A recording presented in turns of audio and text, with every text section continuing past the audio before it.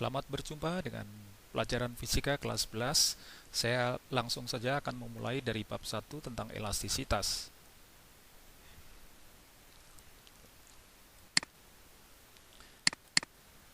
Ya, kemampuan yang Anda miliki setelah mengikuti pelajaran ini, yang pertama adalah dapat menjelaskan pengaruh gaya pada sifat elastisitas bahan. Kemudian, ya, Anda dapat menjelaskan tentang gaya pulih. Ya, cakupan materi yang dipelajari dalam elastisitas dan hukum Hooke itu adalah elastisitas itu bicara tentang tegangan, regangan, modulus elastisitas dan batas elastisitas. Untuk hukum Hooke ya, nanti kita bicarakan tentang gaya pulih yang namanya hukum Hooke ya. Kemudian energi potensial, tetapan gaya pegas, kemudian untuk tetapan pegas, susunan seri dan paralel. Ini energi ini sama ya, di atas energi elastisitas. Ya, kalau saya tanya, misalnya coba Anda sebutkan contoh benda elastis itu, apa saja contohnya? Ya, mungkin kalian menyebutkan pasti akan disebutkan karet dan sebagainya ya, pegas. Nah, saya tunjukkan gambar ini. Ya, bisa kalian perhatikan ya, ini adalah lapisan-lapisan tanah. Ternyata dia bisa boleh dibilang melengkung begitu karena ada satu gaya ya, yang disebut atau dipelajari kalau di fisika bumi itu ada deformasi ya. Ini bicara elastis, ini gempa ya. Ketika gempa itu seperti ini ada tumbukan lempeng, ini lempeng samudra, dia menunjam menunggu lempeng daratan ya. Jadi dia menunjam, maka saat menunjam maka lempeng daratan ini akan melentur ya, melentur ke sini. Ketika gayanya hilang atau berhenti, maka dia akan balik lagi. Berarti kan juga ternyata lapisan tanah itu juga atau kerak bumi itu sendiri juga ada kelenturan. Berarti kita bicara tentang elastisitas juga. Kita lihat nih kalau dilihat cepat ya. Saya mulai. Ya, ini. Nah, dia balik ke sana melentur dan di sini tidak ada patahan.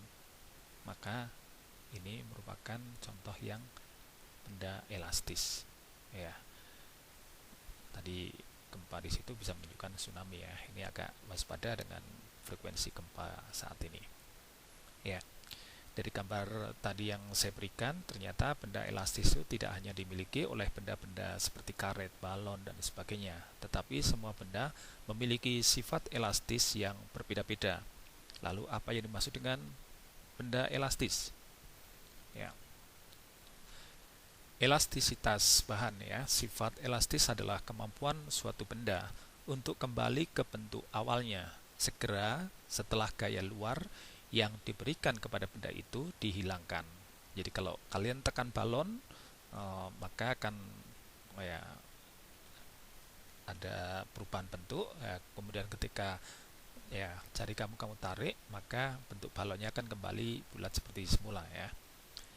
Itu disebut sebagai benda elastis. Kebalikan, benda yang tidak kembali ke bentuk awalnya segera setelah gaya luar dihilangkan, itu disebut sebagai benda yang tidak elastis atau tak elastis. Ya, berikutnya kita mulai dari sub bahasan kita yang A, tegangan, regangan, dan modulus elastisitas. Ada 3 bahasan. Yang pertama tegangan. Apa itu yang dimaksud tegangan? Dalam keseharian kalian sering salah kaprah ya, menyebut yang namanya tegangan. Ya. Ini kita lihat nih tegangan.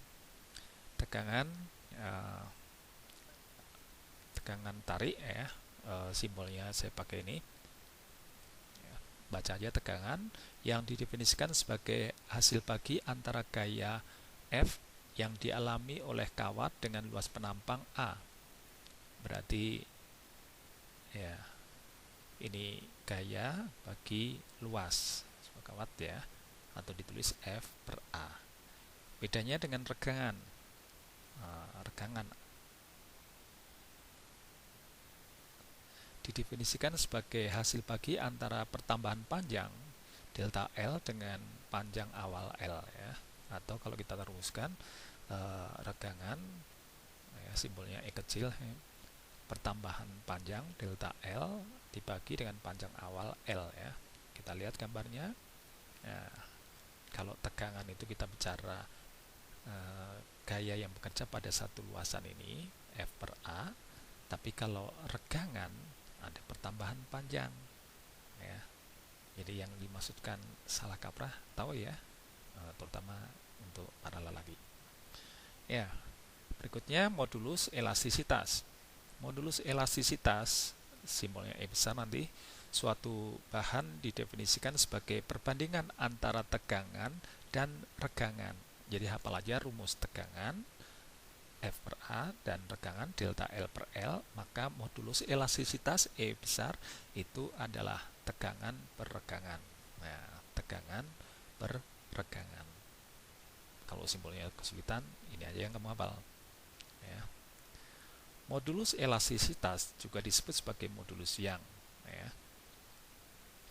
Dari definisi ini tadi, kalau tegangannya berarti apa? E dikali E besar dikali E kecil, tegangan pertambahan panjang per panjang mula-mula ya, itu akan sama dengan nilai tegangannya, yaitu F per A. Rumus ini dari sama dengan ini ya. Ya. Lalu batas elastisitas itu seperti apa ya? Ya, saya tunjukkan ketika ada hubungan antara gaya yang bekerja pada suatu benda dengan pertambahan panjang ya. Ketika kalian kenakan gaya ditarik, maka di posisi A ini menunjukkan batas hukum Hooke ya. Jadi batas hukum Hooke itu dimaksud gaya pulih, bahwa ketika kamu tekan gaya misalnya balon, maka dia akan kembali lagi. Tetapi mulai kalau kamu menarik plastik misalnya, kemudian dia tidak kembali lagi, maka ya ini adalah batas elastisitas itu di B. Jadi ini cirinya ketika ditarik ya plastiknya udah nggak kembali ke bentuk semula, tapi dia masih belum patah ya, belum sobek. Nah, ketika melebihi batas elastis ini tadi, ini ada kondisi tertentu ya, sampai akhirnya dia patah ya atau sobek ya. Jelas ya. Jadi ini bisa kamu lihat titik O sampai A itu masih berlaku hukum Hooke, kemudian titik B itu batas elastisitas, di C itu adalah titik tekuk ya, kemudian ya titik tekuk itu titik tengahnya sebelum batas patah ya, kemudian yang utama ini E. Ketika kalian mengenakan gaya yang melebihi batas elastisitasnya, maka benda tersebut akan patah, ditunjukkan oleh titik E ya, DE ini. Oke, paham tentang elastisitas? Nah, misalnya contoh ya, seutas kawat memiliki diameter 0,7 mm dan panjang 2 meter. Kawat ditarik dengan gaya 5 Newton sehingga bertambah panjang 0,6 mm. Hitung tegangan, regangan, dan modulus yang ya. Ya, kita hitung tegangan F per A ya.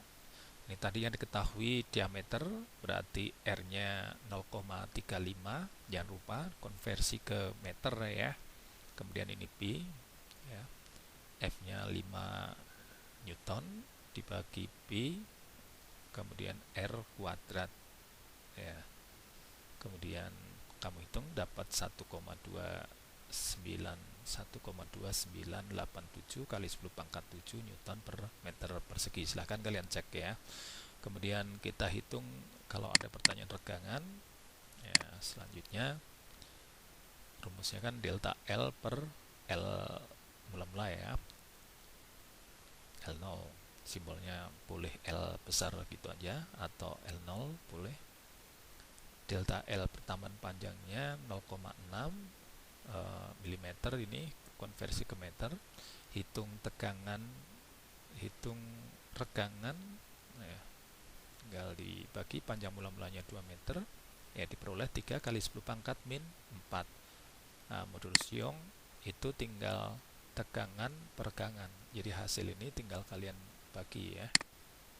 Oke, diantaranya satu contoh soal demikian.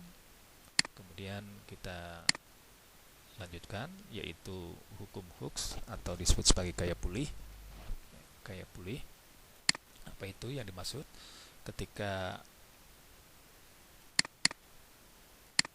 ya ini yang dimaksud hukum Hooke atau gaya pulih itu cukup F sama dengan min K kali delta X. Tanda min saat menghitung biasanya diabaikan ya. Jadi di sini tidak saya cantumkan. Ya, yang dimaksud dengan hukum Hooke itu adalah jika gaya tarik tidak melampaui batas elastis tadi ya, yang sudah dijelaskan di atas tadi, maka pertambahan panjang pegas berbanding lurus dengan gaya tariknya. Nah, jadi dirumuskan F sama dengan K kali delta X. Ya, nanti saya jelaskan lagi dengan animasi, tapi biar efektif kita lanjutkan dulu. Tetapan gaya benda elastis dari rumus tadi ya, modulus yang tadi,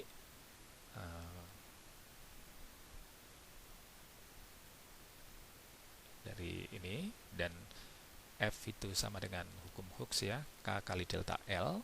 Kemudian delta L-nya itu sebenarnya sama, kalau saya ganti delta X juga sama atau X gitu aja, maka saya punya tetapan gaya benda elastis itu adalah A kali E, A luas penampang, E-nya modulus Young dibagi panjang mula-mula ya. Jadi tinggal ini saya gantikan di sini ya. Kemudian maka delta L-nya dicoret, berarti tinggal A kali E per L. Oke. Gaya pulih atau hukum Hooke ya, yang dimaksudkan itu adalah ketika ya ini pegas saya tekan sejauh, atau nih pegas saya tekan ke sana sejauh X ya, maka di sini nanti ada gaya yang menarik ke sana sebesar F sama dengan K kali X gitu. Kalau ini X-nya adalah A, maka ini K kali A. Demikian juga artinya ketika benda ini bergerak ke sana, ada gaya pulih ke sana.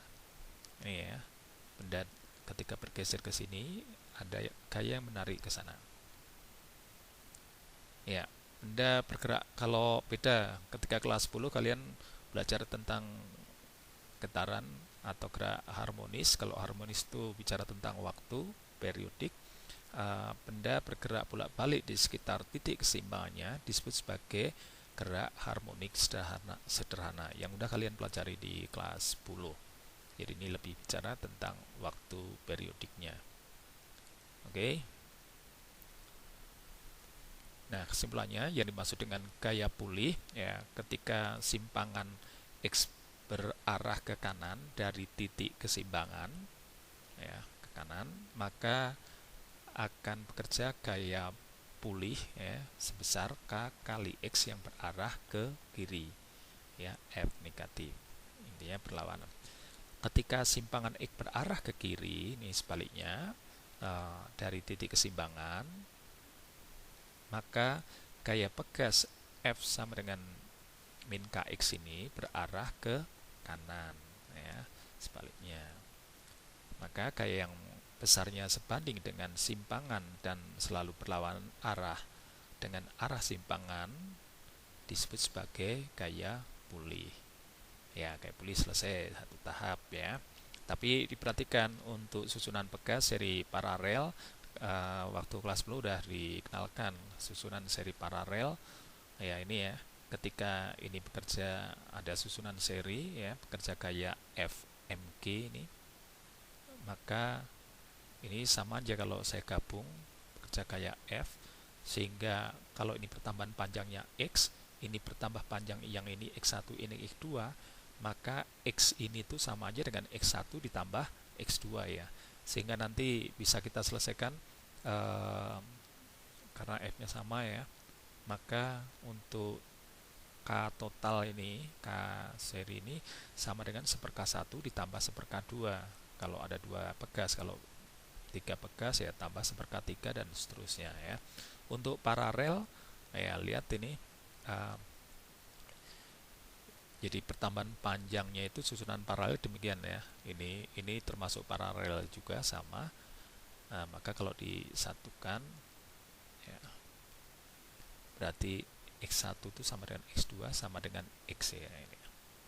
Nah, nanti kita selesaikan, maka K totalnya untuk paralel itu K1 tinggal dijumlahkan K1 tambah K2 dan seterusnya.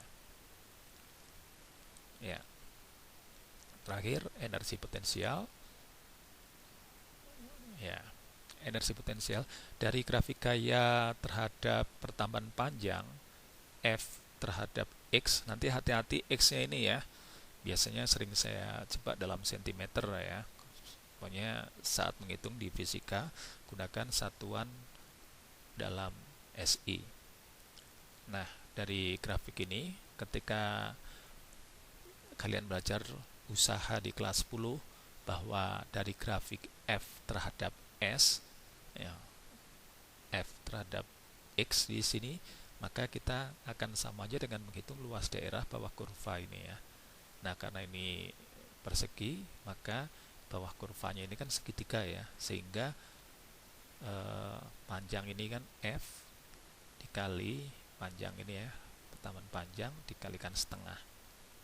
Karena F-nya itu juga KX, maka rumus EP itu adalah setengah KX kuadrat. Jelas ya. Nah, itu. Nah, dari grafik ini silahkan kalian coba ini ya. Untuk gayanya 50, 100, dan 200 itu energinya berapa kalian hitung dengan rumus ini. Terserah pakai satu rumus yang ini atau ini.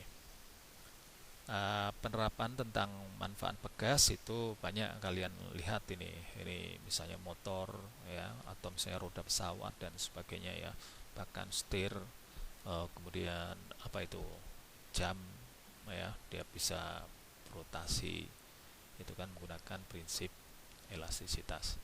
Contoh soalnya ya, terakhir Made melakukan praktikum menggunakan raja pegas. Saat neraca diberi beban 2 kg, pegas bertambah 8 cm. Jika Made mengganti dengan beban sebesar 4 kg, berapakah pertambahan panjang pegas? Ya, tahap penyelesaiannya kita lihat informasi awal itu kan nanti sebaiknya ditulis diketahui, ditanyakannya.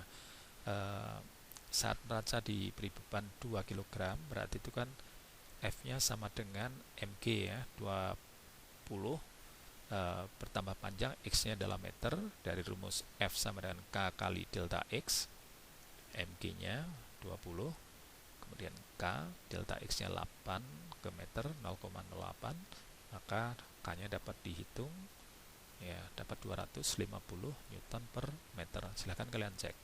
Nah, kemudian jika Made mengganti bebannya diganti dengan 4 kg, berarti F-nya menjadi 40, maka berapa pertambahan panjang? Ya, ini mg sama dengan K delta X2. Nah, tinggal masukkan ini 40, K-nya udah sama karena pegasnya sama kan, nggak diganti, 250. Delta X2-nya bisa kalian hitung. Atau boleh kalau dua kondisi yang berbeda boleh kalian bandingkan. Jadi yang ini F2, yang ini F1, berarti F2 per F1 sama dengan K kali delta X2 per K kali delta X1. K-nya sama dicoret, jadi nggak perlu menghitung K-nya ini. Oke. Ya, ini selesai. Tapi sebelumnya tadi saya tunjukkan animasinya dulu. Jadi yang dimaksudkan gaya pulih ketika benda ini eh, tertekan sejauh X ya, yang sama ya, maka ketika dia bergerak ke sini ditekan segini, maka dia akan ada gaya pulih ke sana. Ketika dia sampai di sini ya, dia bergerak ke sini, ada gaya pulih ke sana, dan seterusnya ya. Yang bawah juga sama. Jadi ini kalau misalnya ya dalam keadaan setimbang, dia di sini kan, di sini. Ini juga sama misalnya. Nah, kemudian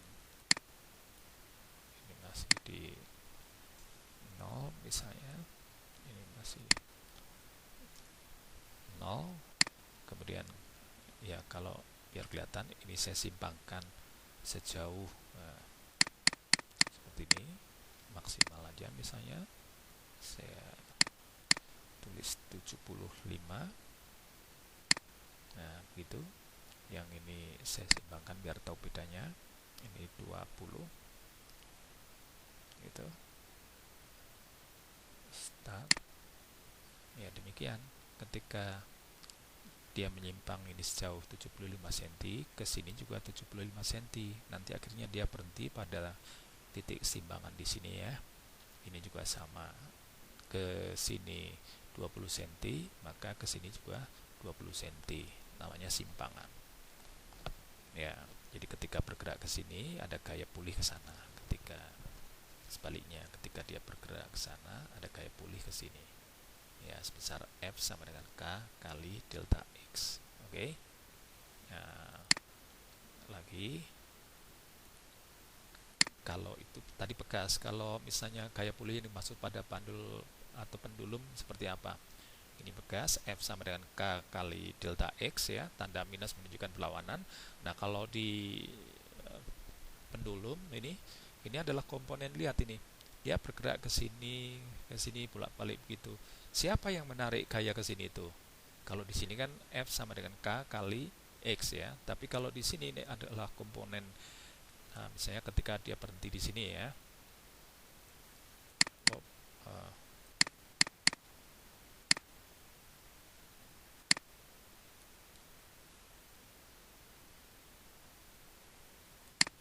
Ya, ketika dia berhenti, maka MG ke bawah, terus komponen kalau segitiganya itu adalah theta, maka komponen yang ke bawah sini itu adalah samping sudut MG cos, maka yang ke sini itu adalah MG sin. Berarti ketika dia bergerak ke sana, yang dimaksud gaya pulih itu adalah F sama dengan MG sin theta ini ya. Kalau ini diketahui tetanya berapa. Paham itu? Artinya gaya pulih itu adalah gaya untuk memulihkan sehingga benda kembali ke titik setimbangan. Gitu aja. Terus satu lagi yaitu kaitannya dengan energi. Ya, ini hubungan energi potensial dengan energi kinetik. Ketika saya simpangkan sebuah benda sejauh X, nah, kemudian energinya misalnya 100 ya, energi totalnya 100, maka ketika dia bergerak ke sini ya, ke sini, maka nanti energi, lihat tuh, energi potensialnya kan berkurang kan, energi potensialnya berkurang. Dia akan berganti menjadi energi kinetik, berubah menjadi energi kinetik. Kita lihat nih ya, maka ketika energi potensialnya berkurang, energi kinetiknya bertambah, dan seterusnya. Hubungannya itu ya, sehingga nanti dalam penerapan kita pakai, kalau itu bekas W sama dengan setengah kx kuadrat ya, kemudian W sebelah kirinya diganti dengan setengah m v kuadrat, maka bisa V-nya bisa dihitung ya. Itu aja, terima kasih, silahkan kalian pelajari, kemudian buat catatannya dan kerjakan latihan-latihannya. Sampai jumpa di pertemuan yang akan datang tentang fluida ya. Selamat